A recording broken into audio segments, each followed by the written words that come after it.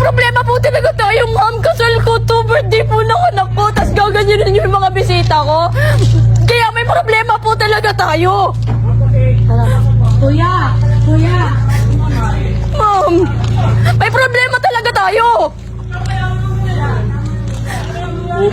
Diba? Kami pa yung tatakutin mo ngayon. Kami pa, ma'am, yung tatakutin mo ngayon na may problema tayo. Talagang may problema tayo, ma'am. Kasal ko to eh. Hindi tayo makakalimutan Birthday ng anak ko to. Okay na anak ko. Diba? Okay na. Tara na. Sige na. Habang buhay ka namin makakasala. Sige na. Tara na anak ko. Ano naman yung ginawa mo? Lori! Wag mo na lang kunin. Sige na, okay na.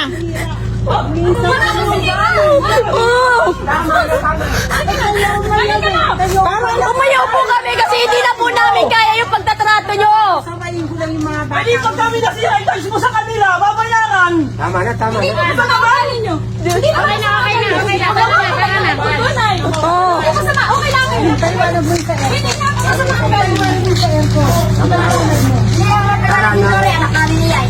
Tama na, Mare, tama na.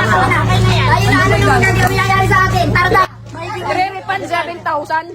Yung nangyari dito sa resort sa kasal ko sa ano ko. 5,000. Makikiusap ako hanggang 10,000. 10,000 binayaran niya ko para lang yan. 20,000 yung pabili.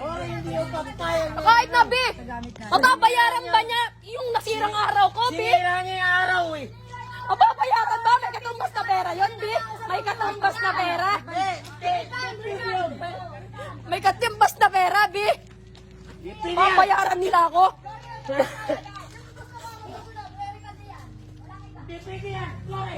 Pera nila kami. Babayaran kami 10,000 para hindi daw i-post. Babayaran pa kami ng 10,000. Wag lang daw ito i-post. Diba? Babayaran pa kami, guys. 10,000.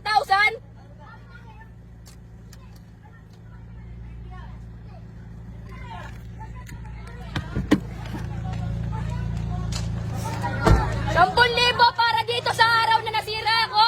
Nasira niyo po, ma'am. Ma'am, 10,000 babayaran niyo po kami. 10,000 babayaran niyo po kami. Wag lang po namin i-post yung video. Oo. 10,000? Sinira yung kasal ko, sinira yung birthday ng anak ko, sinira yung kasiyahan natin. Apakagaling naman. Apakagaling. Ipapay na.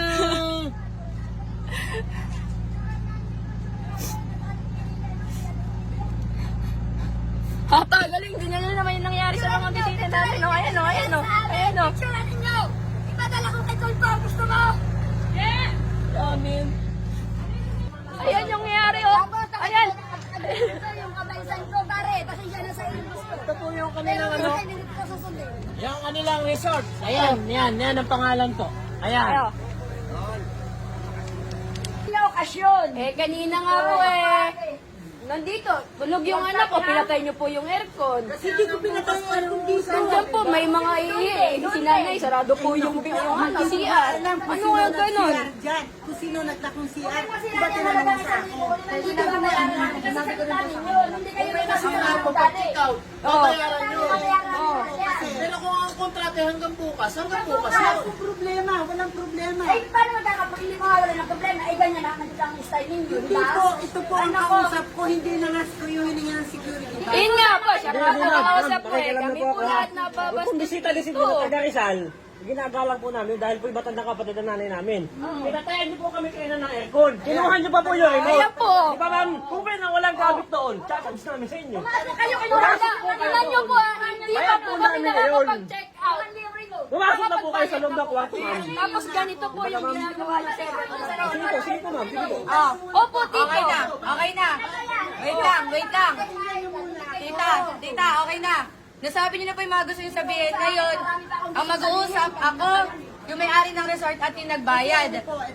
Kaya Ang solusyon po namin ay uuwi na po tayo. kami pero hindi namin babayaran. Oh, huwag yung bayaran ng full payment. Bayad Guys. Kaya dito, bayad na po tayo. Kinuha ko Babayaran na mo. tayo. Babayaran mo yung full payment. Pakinggan nyo muna ako, pakinggan nyo ako. Tita, kasi ang iniisip po nila, gantong oras pa lang po, marami na po. Oh, ma'am, ma'am. Kanina, magsisimula pa lang po Pumasok yung kayo event po sa eh. kwarto ay, madaming gamit doon ay. May problema, namatayan kami ng Aircon.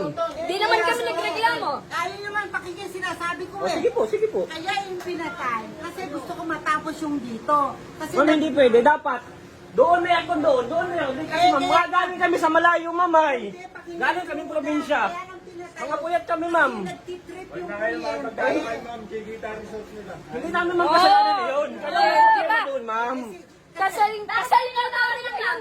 Birthday ng anak ko, tapos ganito po yung gagawin yung event namin. Hindi ko alam na may birthday. Ma'am, isipin mo mama, once in a lifetime nakakasalin yung tao.